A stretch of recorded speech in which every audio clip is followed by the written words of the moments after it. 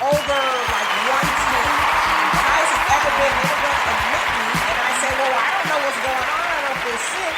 And so once my doctor started to talk to me, I said, well, my mom passed 2 weeks ago. And she says, that's what it is. Mm-hmm. You know, like she said the grief process will take a toll on you. Right. You need to, you know, get that under subjection. And that's something that we need to do better at is preparing ourselves, you know, to lose people around us. Because when you find yourself in a situation where you may be codependent or you may depend on, even if it's not an unhealthy codependent relationship, but you heavily depend on somebody, if they're gone, they leave, they pass, you know, your whole you know, you're gonna break down. Your whole world shifts, and you have to learn how to build yourself back up. So that's why it's so important to work on self. Like I said, separate from being a black person, separate from being somebody's wife, somebody's husband, somebody's daughter. You have to have self together, because people die every day, unfortunately. And, you know, or people leave, or somebody may get sick and now they're vulnerable and they need you, and you can't lean on them anymore. So we have to have ourselves together, because if you're leaning on something, that thing goes.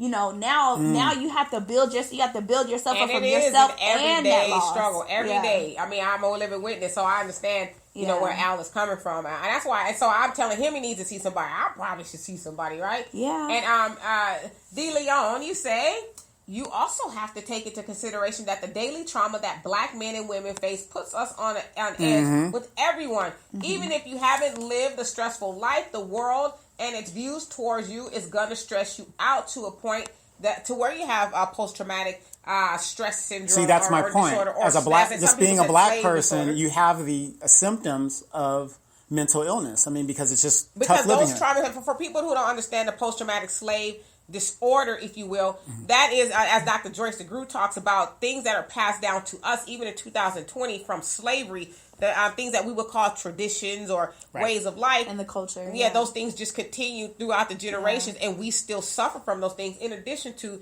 what D. Leon says, as far as the way society sees us. Even though, you know, we might be one of those persons, I don't give a damn what somebody say about me. I know who I am. Those stresses and pressures do eventually affect you. Right. So those are the things I think as a people we need to figure out how to get over it. And you also say, he's telling Tanya to, no, somebody else is watching. So let me ask you this. Depression. And I'm going to be out there and be very transparent with you guys. I'm one of those people, and this is probably in my ignorance, so I will concede that point. I'm one of those people who say depression is a choice. And you say what? Oh, that's just BS. Oh my gosh. Now listen, this is what people... Okay, well, let me give a little bit preface about why I'm saying what I'm saying. So when I say depression is a choice, because this is just me, I feel like you have a choice whether you want to stay in the... See, and then this is me not really totally understanding depression.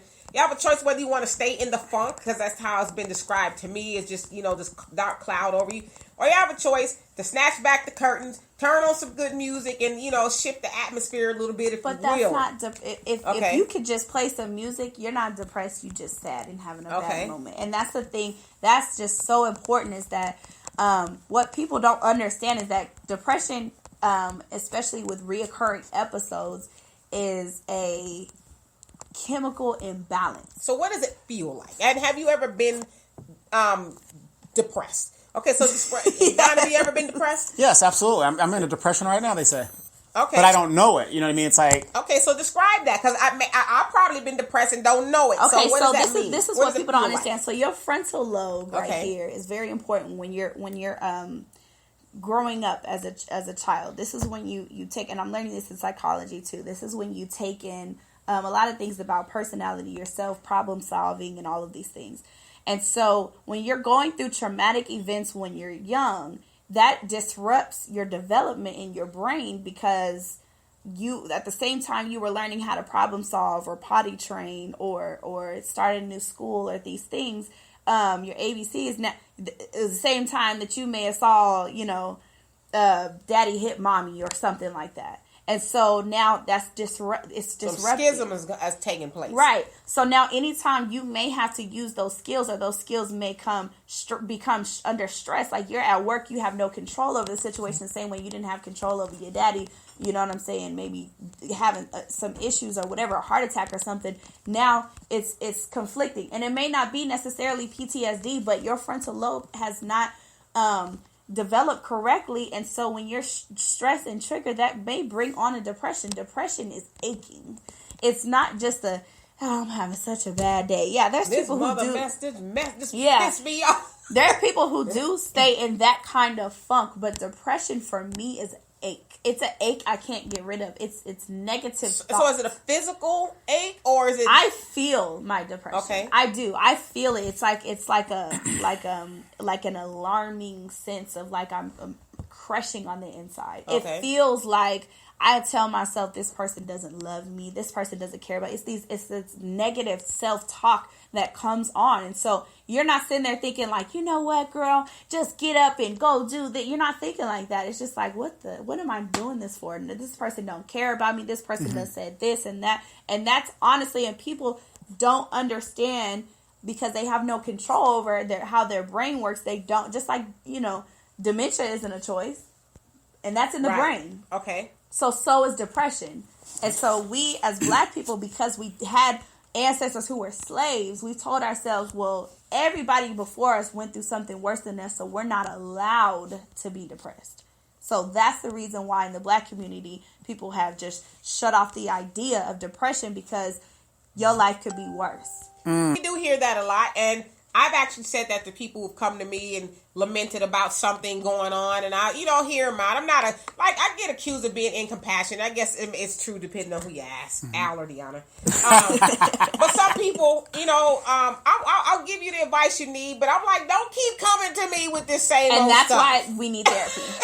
Because if I kept going to you, D, I'm so depressed. I'm going to you like this, that, and the third. Because I'm one of those people. You're going to shoot me at some point. Yeah, because I'm one of those people. I'm solution oriented. Okay, this is what you need to do. Right. And then, so that's the thing, is that a therapist will be able to say, oh, Tay, you're feeling this way because of the problems that you have with your mother in that relationship. Right. A therapist will be able to dig deeper. See, if I come to you and say I'm having problems at work, you're going to be focused on what I'm going through at work. Mm-hmm. Right. So, but if I go to a therapist, they're going to say, well, tell me about your childhood. Tell me about at school. How did you do with your grades? What was your work? Where did your work ethic start from? So that is why we need therapy, because like I said earlier, certain family members aren't equipped to deal with those things. And some people it may even be taboo to be mentally ill.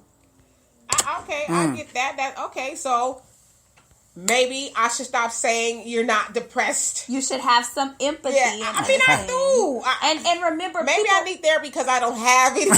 I'm like Michael Myers. But you know what? Here. There may be a reason why some people restrict themselves from having empathy, because there's something that they're withholding themselves from feeling. So in order for me to keep my feelings in this wall, I can't have feelings for anybody else. Well, I would say this about myself, and this just being transparent. I am the middle child, if you will. Mm-hmm. And so I've had to, the middle and, oldest is really in comparison to my younger brother. But there's a lot of things that I had to do. Like I had to grow up early, and so for me. That's right. Stir that pot. Put the beans all in. Of that. So you had to put a lot of stuff to the side. I did. And so I didn't have time, and just to put it out there, I had those, my dad was like, you want to learn how to swim? Great. And he would throw us in the pool. And that's how we learned it. So I'm not, no shade to him. He did the best he could. So in a way, I was kind of brought up to where you don't have time for emotions. But that is a survival instinct. Oh, absolutely. But see, the thing is, and this goes for Black people across the board, we have to learn how to start living and being at peace. Oh, trust me. But we doing that. But we have to, no, what I'm saying is that we have to learn to live, not just survive. Right. Because I feel like we are constantly in survival mode. We're constantly, I just got to survive to work to get the promotion. I just got to survive through this pay grade. I got to survive this and this. I got to get to work just to survive the police barricade up there. Yeah, I got to get to work to be able to put gas in my car to go to work tomorrow. And so if we as Black people stop, if we allow ourselves to say, I can stop right here. I'm going to be okay. There's nothing coming towards me, but I just got to deal with what I've been through. that to me is where you have peace. Because if you're constantly in survival mode, then you're constantly in a state of anxiety. And that was my next question. Sounds like that's anxiety. Yes. And depression can come. Anxiety is when your blood's pumping. You're trying to, do all of these things. You're hyperventilating. You're scared you're going to fail.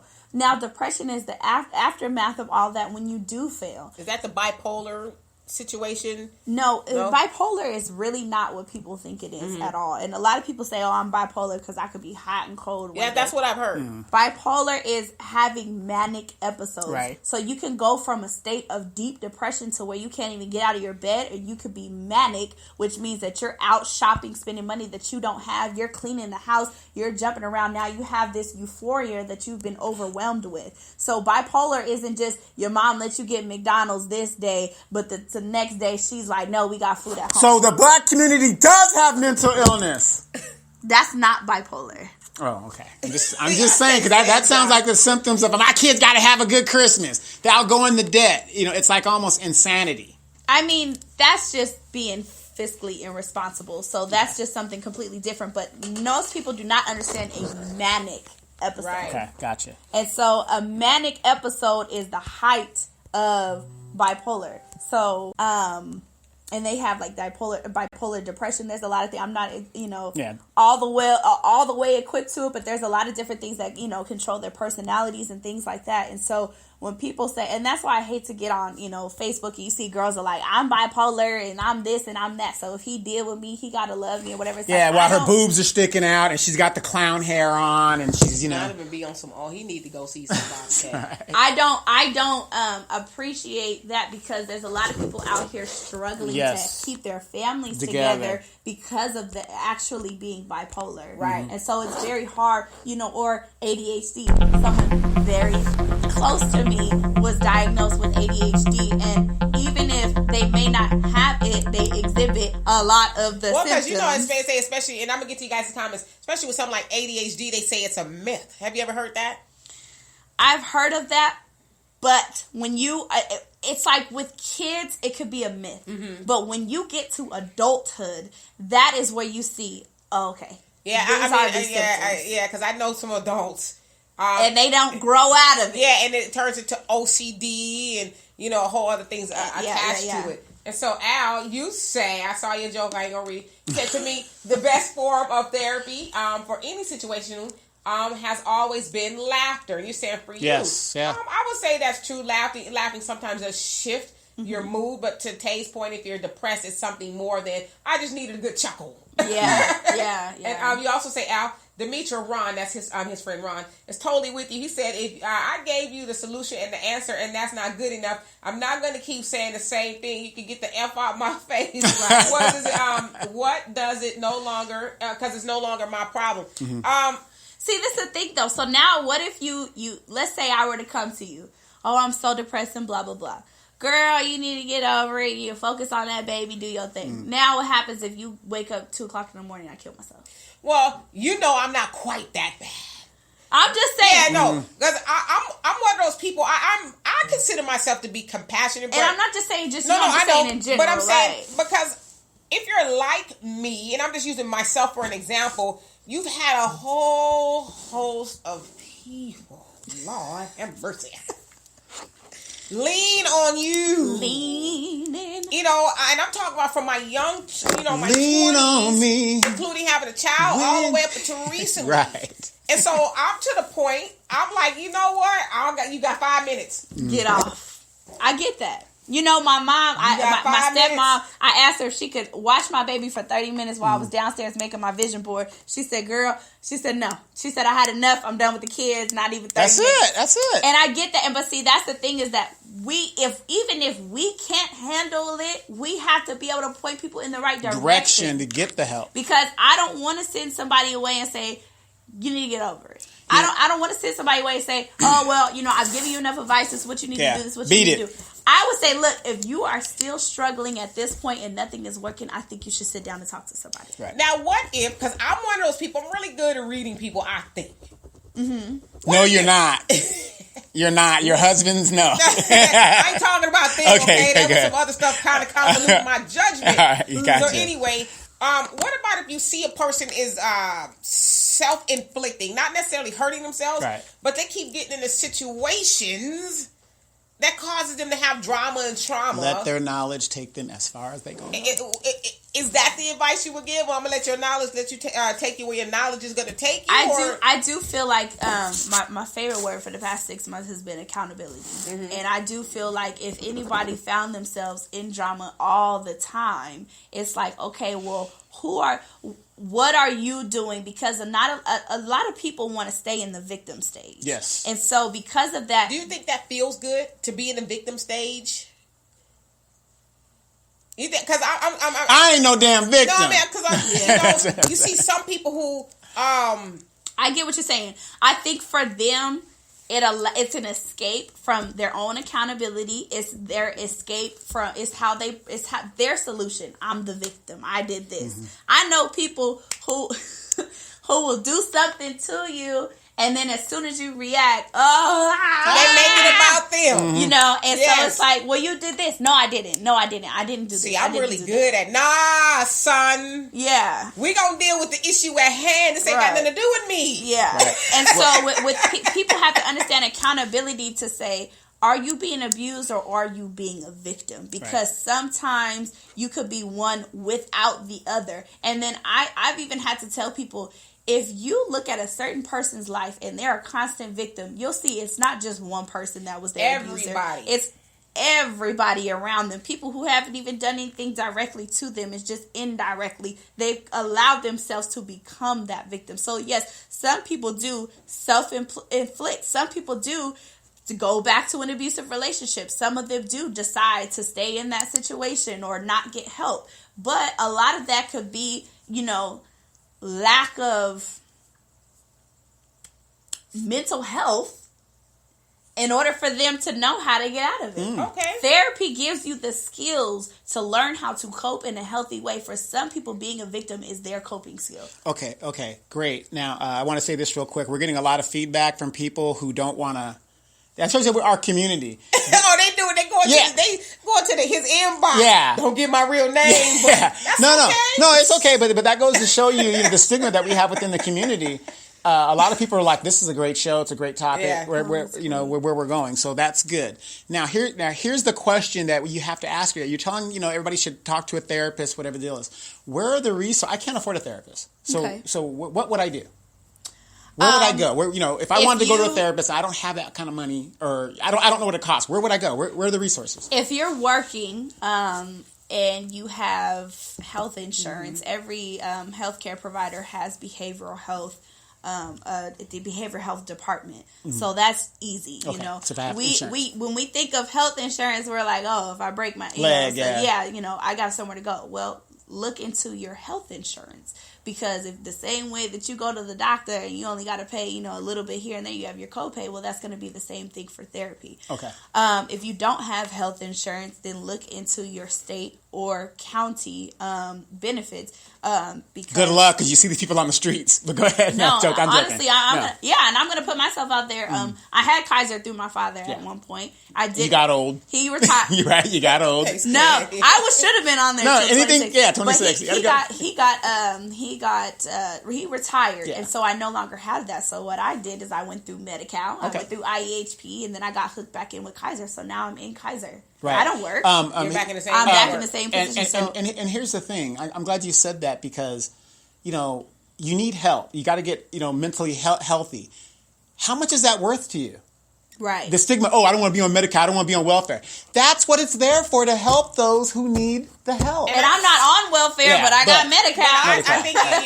I think you raise a good point, Donovan, and that is how much, because health is wealth, right? Yeah. So how much is it worth to you to be mentally sound? Right. And a lot of people too, when I stuck to therapy the first time I actually stuck to it, I had free therapy through the YMCA out there in Atlanta, Georgia, because I had went through something traumatic. I was raped. And so they actually gave me all of the resources in order to have free counseling. So a lot of people are like, oh, I'm not going to pay somebody $100 an hour. Yeah, okay, well, to tell me what's wrong with me. There may be free counseling out there that you haven't actually gone to find. So I would say talk to your county, your city, your state. Right. The resources are there. The resources are there in order for you to find a mental health professional. And there's some resources that you can also use that would actually help pay for it. You might need just one session.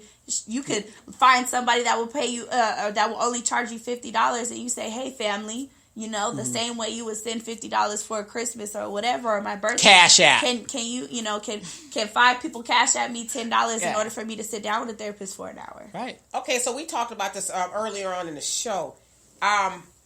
Would you recommend going to see your pastor and having some sort of because pastors counsel, right? That's what they're supposed to do to some capacity. Wait, are we talking about Pastor West? No, we ain't talking about that. Shut up, fool. It's impossible. I see what I go through. Do not go to Pastor West. In the middle sometimes. Do not go to Pastor West, okay? Oh my God. No, so would you recommend somebody go talk to their pastor? I mean, because this is what I think. A lot of times we see our pastor, and I don't go to church, but we see the pastor in the pulpit, and we're going through some things. Yeah. And you just can't imagine telling your pastor what you're going through. On, but right. would you recommend that? I would say, and especially at a lot of bigger churches, it won't be the actual senior pastor. Deacon there are a lot somebody. of different pastors within the church that counsel. And what I will say is that depending on your situation, you have to see exactly what is your pastor trained to do. Are they actually trained to deal with mental health? Do you feel like you have a mental illness? Do you feel like it's something traumatic for us, or are you struggling in your faith? I'm not going to say don't go to your pastor, but what I'm saying is that you also have to know the pastor that you're going to. Because I was lucky enough to have a pastor at the time who said, I'm not going to throw another Bible scripture at you. I think you need to go to therapy. Yeah. And that's very important to have somebody who will say that. But if you have a pastor who's going to lay hands and I'm like talk in tongues and let that demon out, or the one that says, I can't help you here today, but if you meet me at the apartment, the hotel, I could get a better So you have to know your pastor. Are they a lay hands pastor? Do you feel like you got a demon in you that needs to get let out? Or are you struggling because your mom was on drugs and she wasn't there and you didn't have the nurture that you needed? Because I know that is really big in our church. And when I say our church, I'm talking about the black churches. Right. Something's wrong with the child or somebody in there. Oh, we need to take him to pastor. Pastor need to talk to him and pray him. That boy ain't right. Taking a pastor. But it's like to your point, is that who they really need to be seeing? Because everything, and I spent a lot of time in the church, so trust me. I spent a lot of time in church. And a lot of times you hear when somebody is not all the way there, it is a demonic that's possession. That's what I said something earlier. Demonically, is off with them or fighting whatever. demons, but spiritual warfare. So, in your opinion, is that always the case? No. Because especially, I want to touch on this subject for black men. A lot of black men have been sexually abused, and not enough people. Why you go like this? And then he was like, oh, no, not me. Go ahead. A lot of black men have been sexually abused, and they can't deal with it. And it's very important for us to protect our children. In the black community, we always say, oh, she can't be dressing too grown, too fast, and this, and don't sit on no man's lap. But then we don't realize that, there's a older woman at the church that's kissing on a little boy, and he could stay at my house anytime, and you're not realizing what's happening because it's not in your mind that they're gonna do it to my boy. And then the stigma back in the day is, if he's getting experience, that was I'm not saying it was unofficially it's a double standard. Right. And so there's a lot of black men who stray away from the church because something may have happened to them in the church, and now, or they're in the church but they don't want to go to their pastor and open up about this vulnerability. Right. And so that isn't demons. You know what I'm saying? Somebody abused you. That doesn't create a demon in your spirit. But do you also know the church's stance on anything really that happens to you? So let's say, for example, I was sexually abused. Okay. We go to my pastor. See, number one, let me make a disclaimer. That's not true, because if that was the case, Dee's dad would be in jail now. I've been in here 50 years. Yes, exactly. I got 50 more to go. Right. No, but seriously. So let's say I go to the pastor and I say, hey, you know, my uncle, this is fictional. Fictional. Abused me. A lot of times the church will say, okay, well, we need to talk to you guys all as a unit. We're going to keep this in church. I'm telling you. Yeah, keep it in-house. Well, let me finish though. We're going to keep this in-house. We're going to try to fix it here instead of going to the authorities. Right. Now, if that doesn't get fixed, then we'll go to the authorities. A lot of times, and I'll let you finish, a lot of times that child or that person is still, you alluded to this earlier, is still around that abuser under the false illusion, if you will, that everything's fine now because we all got in the pastor's chambers, we prayed, and it went away. Right. And that happens a lot, and that's why people, like I said before, stray away from the church, fall on drugs. Yeah. I have someone in a family, and I hope this doesn't offend anyone saying this, I'm not going to say who was abused by her father, got pregnant, and was forced to abort. No, keep the child as her brother. Okay. And that's not unusual in a lot of black families. And so that is something that used to be so common back in the day. And imagine living like that every day. Yeah. And now, you know, we can't go to the church or whatever. If we go to the church, they just our business going to be in the street. Or remember, D, back in our time when, like, you know, you be in school and let's say a girl gets pregnant and then she leaves the school and you don't know why. You're just like, you didn't know she's pregnant. 9 months later she comes back. Yeah, she comes back the next school year and you're like, okay. And then now she has this new little brother that.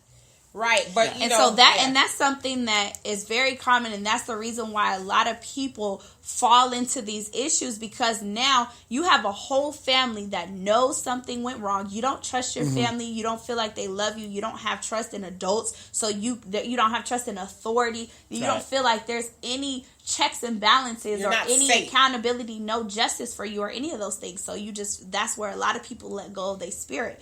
I will say the craziest thing I've ever heard in church, and it really made me like, you know, I think it's psychotic. I don't think it's a level of Christianity. I don't think it's any of that. Is a pastor said that he had a pastor friend who owned a church, and he said that these men came into the church and raped his wife and daughter, robbed the church. Okay. What, his own wife and daughter? The pastors. Yeah. Okay. And so these men went to jail. They came out of jail, and what the pastor wanted was they took the wife and daughter and the men to the front of the church, said they forgave them. Now they serve in the church, and just all is well. The Lord's going to take care of it. Is there some vodka in that cup? Yeah, no, not yet. And I was livid, so torn on the inside as a woman, as a person, as a victim of sexual abuse, you know, and I was so torn, you know, as a Christian, because to me that's not forgiveness. That's sweeping it under the rug. Right. Go ahead with your question, because I got a question. Well, go ahead and use your question, because I want to kind of turn it a little bit. Okay, so that's another thing. You talked about forgiveness. Is forgiveness also a form of therapy? And I'm asking because we're told if you forgive, you're doing what? You're letting go. It's all behind you. You're born restoring, again. because forgiveness means to restore. Let's say somebody did something to you. Usually that's when you forgive somebody. You're restoring that person back to where they were before they did something to you. So could people say that's a form of therapy? What devil's advocate here. What someone told what a therapist told me, I sat down with one time with my significant other, said that forgiveness is like if someone owes you money and you say, you know what, you don't owe me any money anymore. Okay, I canceled the debt. But now if it goes into, you have the choice. I will never lend you money again. Right. You know, or if they lend, you lend them money, they don't pay you back, and then now you seek justice. So it depends on the situation. Because I will say, like with sexual abuse, forgiving someone, moving on with your life, and getting help does not mean that you don't deserve justice. And I think in the black community, it's either, you forgive them or you prayed about it. But no, that person still needs to go to the authority. Yeah, you need to let it go. You know, right. Because it isn't just God will get them, because but God, that's what we say. Trust but verify.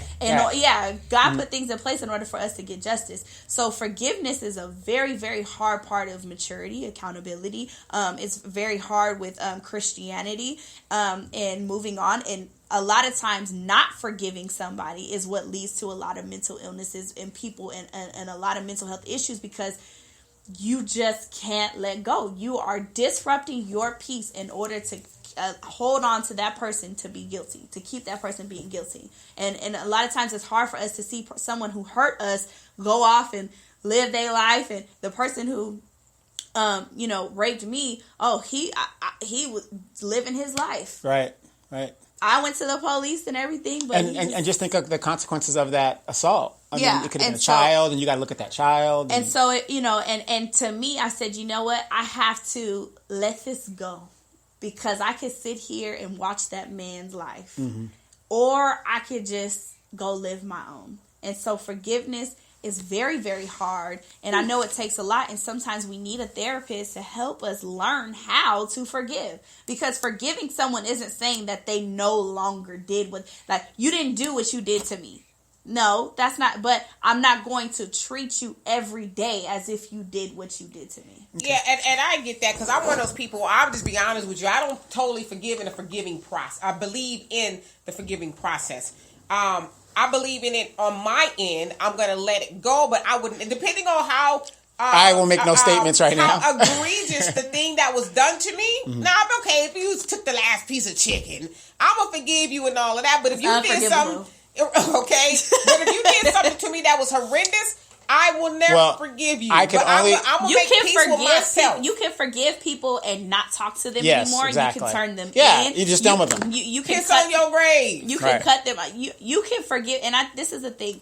Not giving someone forgiveness hurts you more in the end than it hurts them till the day that they die. They give them control. Now, do y'all believe you got to actually say to them? No. See, that's me. No. I'm not going to grant you that. No. Now, I might be able to do that with myself. Just avoid but I'm not me, avoid grant you. I'm good. That. I know I'm honored. You may and forgiveness may be like, you know what? I forgive this person, because people have to understand forgiveness, like the therapist said, is canceling a debt. Yes. It's saying you no longer owe me something. That man who hurt me, he ain't gonna pay me money. That's gonna make it go away. He ain't gonna be a Harvey Weinstein. There's no way for him to make up for it. There's no way for him to pay back the debt. You know what I'm saying? So what can I do other than say, I will never be in the same space as that person ever again in my life. Awesome. Well, Dr. Tay, I'm gonna call you Dr. Tay because I know you're gonna go and pursue your psychology degree. Thank you. And do all that great stuff. But and this is a great topic. So I hope you come back and give us an update, or just say, hey, I want to come and talk about this certain issue, because this is something we need to talk about. As I said, a lot of shows, they'll come and do it one time. Then 5 years later, as they're going off the air, you've never seen another show about it again, because they don't want people to get better, to get well. But since you've gone through all that, you've gotten married, you've had a child. Yes.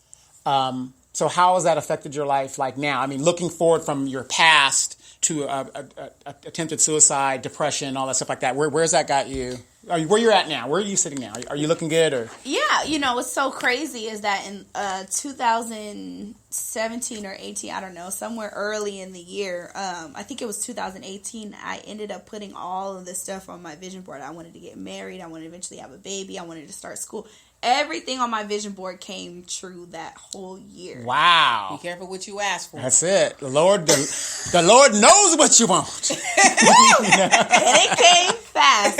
Me and my husband met in March, and we got engaged 3 weeks later. Put it on him.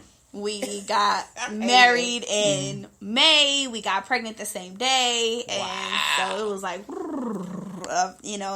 very fast. And you guys got married in Vegas, right? Yes. Okay. We eloped. Yes. And so, which your dad is very upset about. So make sure Dad still does that wedding. That's his obligation. But go ahead. Yes. So I am in a very good place now. Absolutely. I've learned from my impulsiveness. Okay. And I have matured with my accountability, with my patience, with my temper. Therapy has allowed me to understand that I am no one's victim, but I'm also not too strong to where I can't be vulnerable and express something that hurts me.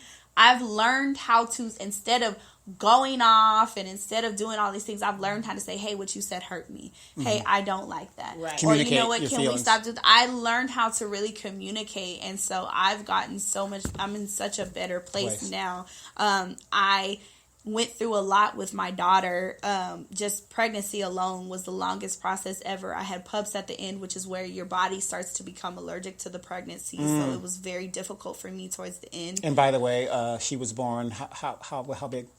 She was 7 pounds and 2 ounces. 7 pounds. That's pretty average. Yeah. And so, it was a long process. I hemorrhaged, so I was bleeding out during the birth. I also had an infection when I gave birth. So I went through a lot bringing her into the world. And, marriage isn't always perfect as well. So there's that. And so now coming up, she's going to be a 1 at the end of this month. Amen. The cutie pie. Oh, thank you. So I have now just gotten to the place where I can say I am at peace with every place in my life. Awesome. That's an awesome. place That is to awesome. be. And then your future goal is to Continue to. I want to go all the way until I get my doctorate. your doctorate. So right now you're at RCC. You're going to transfer to Cal Baptist maybe, or one of those schools. I'm probably going to transfer to CSUSB. I think. Your dad got that 100% disability, which gives you $1,000 a month. Blah blah blah blah. Yeah, don't be talking about money. Exactly. I'm I'm just giving you some tips in case you didn't know. You got to press your dad and say, "Hey, this is what I'm doing." Listen, I got. You got it. You got it. We You got straight. it? Okay. Let me get to these comments. All So right. Al said, what's the one thing older black people would say when someone is mentally ill or crazy? I want each of you to answer that. So what would the older black people say? What's wrong with you? That's my they answer. touched in the head. Yeah. I think it's you going through spiritual warfare. Spiritual, That's one yes. thing I hear a lot. Right, yeah, I've heard that a lot too. Not personally, Yeah. but I've heard. Look at me, I got this stigma. Oh, not me. I ain't talking about me. Look, see, I'm we got to saying. be vulnerable. And you know what? I want to say this too. I know you're getting to the comments. No, go ahead. After I went through what I went through, someone very, very close to me said, "Oh, I was on a 5150 hold, and that was some of the best therapy I got in my life." And I thought, Wow. well, if you expressed that to me and was vulnerable, I would have known that I could have just checked myself in without going through Hey, the I know process. somebody myself. very close to me. I'm not going. Hey, talking about your crazy. You need to go.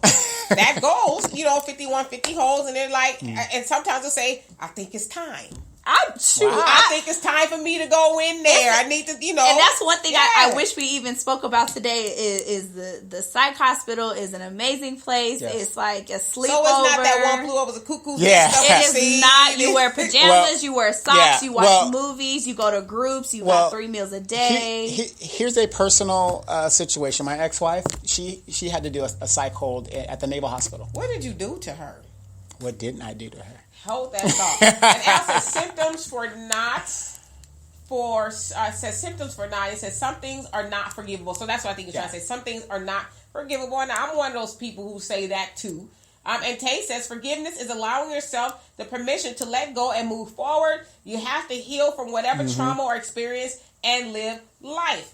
Absolutely. Resentment only hurts you, not the other person. Right. Because they can say, you know what, I'm good. I forgave myself. I'm Right, moving I'm my moving life. on. And now you're like, how dare you? Yeah. And now you deal with that. Yeah, yourself. Right. Yeah, because it's very toxic, and just it's to me it's like inward evil. When you don't let something go, it just continues to eat at you. You become. You ever see some people? And I can't remember who I was having this conversation with. They're so toxic, and where you can see it on them physically. Yeah. Like, golly, what was eating you? Yeah. And 5 minutes. Okay, so we got 5 minutes. And James, what's happening? You say older black people would say if someone is off or he is she he or she is all right. Okay. So yeah, there's a lot of sayings out there, but I think at the end of the day, we, as Tay said, and I agree with that. I think everybody should see someone, even though I'm one of those people who've never saw. It's a checkup. You go to the doctor therapist. for a checkup. We got to get checkups because, there's some things, you can have an essential oil for, a little itch and scratch here that you ain't got to go to the doctor for. But there's some things you may need to go and get shot for. You know what I'm saying? And that's the same thing for, what we go through mentally. And I want to say this real quick, especially for you guys out there that are listening and watching. When we get older, we get business like that. We don't exercise our mind. We're not reading anymore. We're not making our children read. So if you're not exercising your mind, like you said, you need a checkup to say, hey, is this person is, overweight, or you know what I mean? You got to go through that. Right. So if you're not going to be reading books and you rather just watch YouTube and go to movies and stuff, you're not stimulating your mind. Oh, and your mind could this is another suffer. good question. And Al, with your crazy self, says the people here in Houston say 5150. Is that the money that N-word owes me? Anyway, because that's not their code. Yeah. I know. And that's everybody. Al is off his rocker. Family member. Al needs to go see somebody. So would you say in this day and age, I know we got a couple minutes left, that social media has contributed to a lot of mental illness? I actually did a research paper that was saying that social media has contributed to a lot of mental illnesses, and that a lot of people who are neurotic and become self-centered, Facebook has allowed them to continue on with that mental illnesses. And there's a lot of people on social media who now they've become insecure from watching other people, or they've become vain. And I think this has also allowed us to become desensitized, because we might see our cousins smiling on Instagram because they took a selfie, but then they're down and out and be like, oh, well, you was just on this. And then how many times have we heard of people say, oh my God, I just saw them the other day. I didn't know they was going through something. And then you hear something unfortunate. And for those that just witnessed me doing what I was doing, that's exactly what she's talking about. Yeah. They're self-absorbed into themselves to where they're just checked out. They're checked out. Else. Yeah, and one weird thing, people die. All of a sudden, I see people posting screenshots of when they had that conversation with that person, or screenshots that they were friends or following that person. And people let even in death become vain. Right. And so we have you. Sometimes I tell people, it's like, if you see me on Facebook, that's cool. But when's the last time you called me and said, how are you doing and how is the baby? Right. I feel like I get less phone calls and text messages and people checking in because they feel like they know everything from Facebook or whatever. I would agree with that 100%. And so check on your friends. Check on people who are on social media all the time, because that may be their unhealthy coping mechanism. Check on people, on your fat family members, and see, do they have something going on. Check on people who are always on the video games. A lot of people fall into video games, and that's them dealing with their depression and anxiety. So we have to check in even with our family members, because they may not have the willpower to go and check in with a therapist. Or you got that family member that's always in the stripper club or have that stripper thing, and you're wondering, what's going on, because porn now addiction, all of those things. Okay. There's a lot of different gambling addictions. Yeah. There's a lot of stuff. We'd rather sit and, oh, did you see such and such? And it's a lot of gossip. Gossip leads to people committing suicide, coming up out of the family. I got, family members or in-laws or whatever. I'm like, I see why you moved and you live there, because they have to lack come of socialization. out of all of that. Yeah. And let me ask you this, and you see it all the time. Like you'll go to a government entity, or you're out there at DMV, and these young mothers, and you're a young mother yourself, they will give their kids their phones and desocialize these kids right then and there. That's the starting of it. Yeah. I actually talked a lot to my psychology professor about that in class yesterday, because I have someone in my family who's like that with the tablet, and she said you're not teaching them how to interact. They're not learning anything. It's just instant gratification is what it is, and so it's keeping them from problem solving, having patience, or anything. But like you know what else it is? Situational and awareness. I think a lot of people don't address. It's all that to the child, but it's also sometimes a coping mechanism for the parent. Like I don't want to deal with some me time over here. As long as the child is, with the tablet, I can do I can be on my phone. But that has a lot to do with time management. You have to manage your time, and that's why it should be two parents in the household in order for them to balance out their time with the kid. Yes, no, absolutely. I mean, I 100% agree with you on everything you said, and so very eye-opening for me. I consider myself to be a pretty sane person, but I would say this too. A lot of times when you are that, I hate him, when you are considered the rock or the person with the most anchor. Sense, you're probably the one that needs to go get the most help. Because they think, if I'm going and getting some help for myself, then I'm not helping everybody else. Then that means that I'm not right in the head. I'm crazy and I'm not stable enough to help everybody. Oh no, I got to get everybody together. That doesn't mean that you're crazy. That doesn't mean that you're any less deserving. The therapist might tell you something that you could go off and tell your child. So you have to. There's a lot of stuff that you can take in to give all those people that are leaning on you. Right. All right. So those on the podcast, thank you so much for being here. We enjoy you. We will hear you on Sunday. Please tune in 3:00 Pacific Standard Time. Absolutely. And also for those of you guys on Facebook, thank you so much. Al, our executive producer, says that's a wrap. Cut it. So anyway, I Thank you guys so much for Hey, joining great us. topic, Dr. Tay. Thank you for coming in. Loved it. We'll have her back anytime she wants to come back.